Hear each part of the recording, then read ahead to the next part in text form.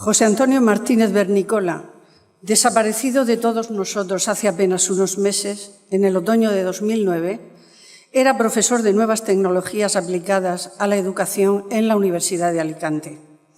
Desde el año 2000, y bajo el patrocinio de la misma universidad, organizaba un curso titulado Mundo y formas del cante flamenco. Esta jornada, que hoy nos reúne en este Paraninfo y en su recuerdo, es en cierto modo el cumplimiento del curso 2010 que Bernicola ya había preparado. Pero ha habido que cambiar las formas y ha habido que cambiar los contenidos. Porque este amigo, tan dispuesto a toda nueva experiencia, tan generoso, vitalista y extrovertido, que parecía incompatible con la muerte, se nos ha ido. Quizá vislumbró que solo muriendo alcanzaría la comprensión de cuanto nos rodea, personas, mundo y relaciones, el conocimiento total que tanto había buscado, como aquel Francisco Laprida que, muriente en la ciénaga, supo quién era. José Antonio Martínez Bernicola se enrocó sobre sí mismo, se abismó hacia la sabiduría y nos dejó. Sé que esto son palabras, pero es que solo con palabras podemos mitigar la ausencia o invocar la presencia, movernos por el límite entre la vida y la no vida, asomarnos con las palabras en fin hasta el filo del abismo ante el cual el filósofo y el matemático vuelven la espalda al silencio. Y también sé que la palabra era el resorte que movía el ser, el vivir y el actuar de José Antonio Martínez Bernicola. Y con ella todas las demás expresiones del arte en tanto que comunica. Por ejemplo, si de arte hablamos, Bernicola amaba la voz honda, que viene brotando milenaria del espinazo de las piedras.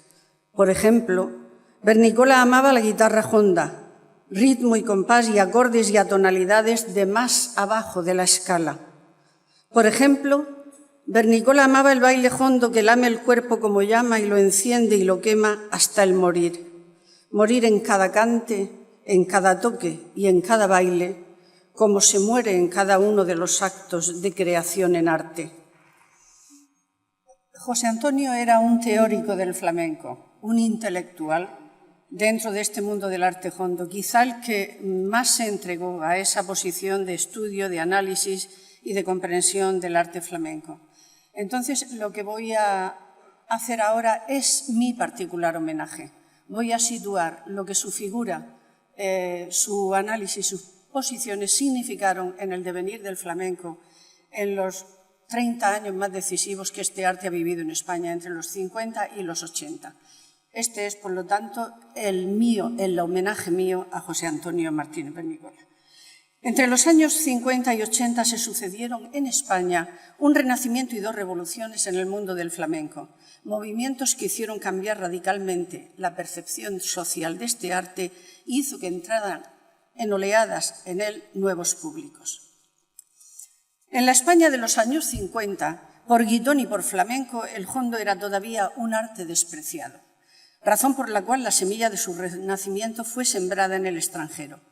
Y si el presidente Roosevelt ya se había rendido en Estados Unidos a los pies de Carmen Amaya, fue posteriormente la UNESCO en París quien puso interés en la recuperación del cante flamenco como patrimonio cultural, dado que una de sus misiones era la preservación de culturas minoritarias, tradicionales y en trance de desaparición. Intelectuales e instituciones alertaron a los españoles acerca de un tesoro musical antiguo que España había conservado y desarrollado durante casi 2000 años y que se perdía, abandonado por la veta fatal del olvido. Nos decía en la presentación aquella antología iniciática que en 1952 editó la Vox en Francia. Fueron muchos los eventos que se dieron multiplicados en los años 60 con una catarata de festivales que subió por doquier. Mientras que a este lado, al Renacimiento, le nacían dos revoluciones, una a cada costado. Una revolución cultural de contenidos y al otro costado una revolución musical de las formas. La revolución cultural de contenidos se produjo primero como realismo social, cuando José Menés hizo un ruego que él mismo solicitó de su mentor Francisco Moreno Galván: haz letras que hablen de nosotros, de nuestra realidad, de nuestra gente, nuestro pueblo, nuestros problemas y nuestras alegrías y nuestros deseos. Yo no quiero cantar arqueología, sino la vida. Pues la primera en la frente. Francisco hizo aquella de mi padre y mi hermano, digo, zapateros como yo, o la del drama social vivido en la Puebla con aquella otra de qué bien jumea de Diego Vázquez Las Chimeneas. Después, en los años 70, este realismo social se metería en la arena política de la transición española. Y ahí estaban José Menese y Paco Moyano, que esta noche aquí nos acompañan y que son figuras representativas de esta corriente del flamenco políticamente comprometido. La novedad no era que el flamenco fuera portador de ideología, ya que siempre lo había sido, sino que se activara como instrumento de agitación social. Naturalmente, que el flamenco hondo que se apuntaba al compromiso se manifestaba en los cantes más dramáticos y de más fuerza vocal: el romance, la toná y los pregones, la sigrilla, la soleá. Pero había otras formas de flamenco festero, bulearero, tanguero y rumbero que existían también y que eran proclives a la influencia del ritmo instrumental y a cruzarse con otras formas musicales en espectáculos aflamencados, que habían existido incluso en el tiempo del grito pelao y de los sonidos negros. A este lado del repertorio, el renacimiento flamenco le nacía en los años 60 la revolución musical de las formas. Primero, arrimándose los ritmos del día a la flamenquería, la rumba catalana, el pop, el gypsy rock, el rock andaluz. Y segundo, y lo que fue más importante, entrando el propio mundo del flamenco en estas innovaciones, grabando cantes festeros con estribillos pegadizos y popularizables. El final de la década de los 70, que era también el de la transición política, quedó marcado en este sentido con dos grabaciones emblemáticas.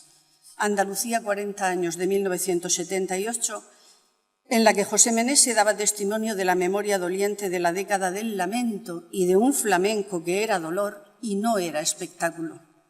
Y La leyenda del tiempo, de 1979, en la que concurrió toda la movida musical de la década, con la década del jaleo en puertas y con un flamenco festero que sí era un espectáculo. Los años 80 pusieron fin con la movida al ciclo doliente y abrieron un ciclo descomprometido.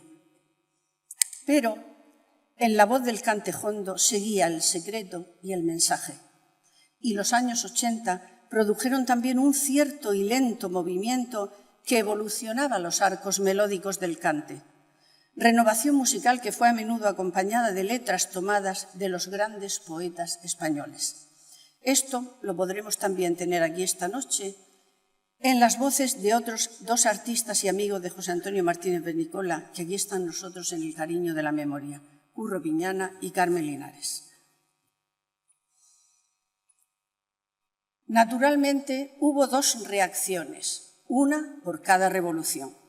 Las dos revoluciones fueron contestadas, unos porque clamaron contra la politización del flamenco, otros contra la renovación, porque consideraban intocables las formas musicales que habían sido forjadas por la tradición y por los grandes maestros.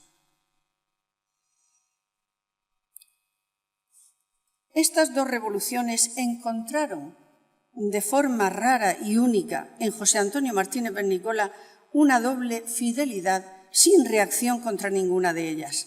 Caso no conocido en otros amantes de este arte, el compromiso con la libertad cultural de los contenidos fue tan intenso en José Antonio Martínez Bernicola que lo hizo extensivo a su compromiso con la libertad musical de las formas.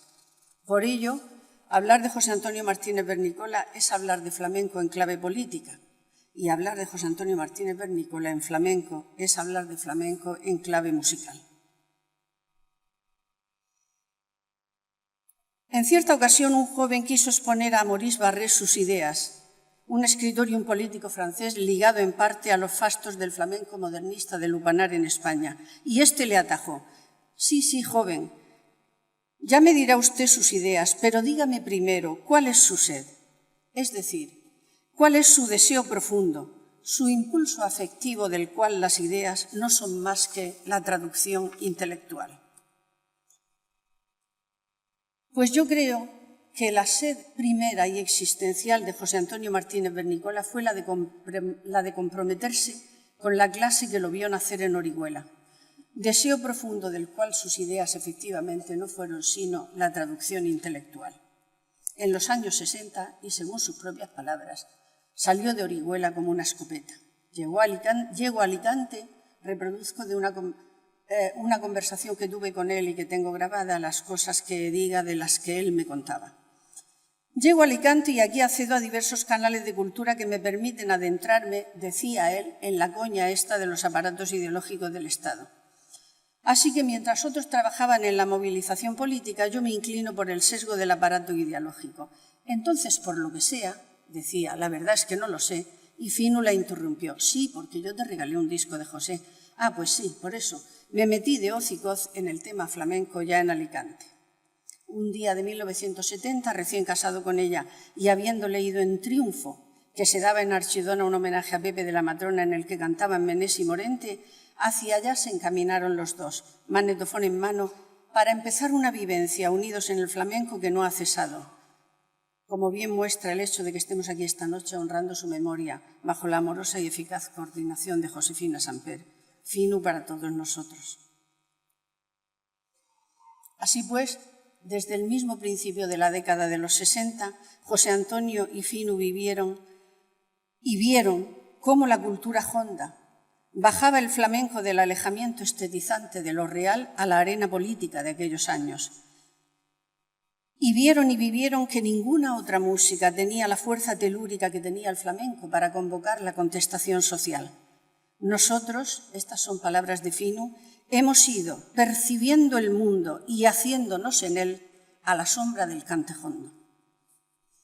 A su vuelta, Bernicola publicó las entrevistas que les había hecho en Archidona a dos cantaores que a lo largo de los años 70 no dejó de organizar recitales y encuentros con el flamenco, a los que los invitaba siempre a sus amigos, que lo fueron desde entonces y para siempre y hasta este momento. ¿Dónde está la clave de la sólida fidelidad de esa amistad profunda? Precisamente en su percepción por el arte, porque Bernicola, el amor y la fe que profesa a los cantaores, esta es mi opinión de lo que le he conocido, radica fundamentalmente en que los quería porque respetaba y amaba en ellos el arte que representaban. Por eso no desmayó nunca ante las dificultades de la relación. Hasta tal punto fue así esa identidad que en Alicante, me decían el otro día en la radio al entrevistarme, creían que Bernicola era uno de ellos.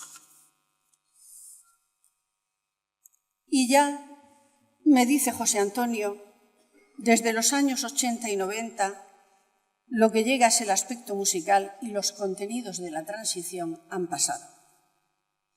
Como era de esperar, José Antonio Martínez Bernicola se colocó también de este lado de la renovación musical, aunque no de forma indiscriminada, desde luego, pero jamás suscribió los lamentos reactivos contra ella que por doquier se producían. Y estas son sus palabras. La renovación musical es lenta. No vale llegar como un torrente y arrastrar la capa de humus y dejar la piedra viva. Es como la lluvia que cala poco a poco y moja el terreno en profundidad. El cante puede desarrollar frondas o ramas legítimamente hondas sin caer en el kitsch ni en la vulgaridad. Y eso no creará convulsiones como el flamenco comprometido, pero gratifica el oído y el sentimiento estético. José Antonio Martínez Bernicola vivía el flamenco así, bajo un pensamiento político que con intelectuales ojos penetraba en su mensaje y con una tensión emocional y con un pulso apasionado con el que evolucionaba en sus formas musicales. Es terrible, me decía, entender que haya una disglosia entre lo que es una interpretación política y una plástica o musical del flamenco. Socorro, socorro, por el amor del cielo. Uno no está en la tierra con un pie en esta acera de allá y otro en la de más allá y en medio el caballo. Eso pasa, según lo que decíamos antes, porque lo que te entra por la piel y no por el cerebro o viceversa no funciona. Yo creo que el hombre es una cosa, solo una, inteligencia y sentimiento al mismo tiempo. Pero si la piel va por un lado y el camorro va por otro, socorro, socorro.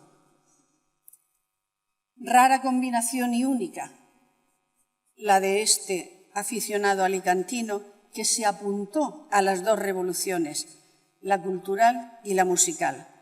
Yo creo que porque bebía en las mismas fuentes de renovación en el flamenco con igual afán en unas y en otras, y porque creo que jamás hubiera querido unir su palabra a nada que le sonara a contrarrevolución.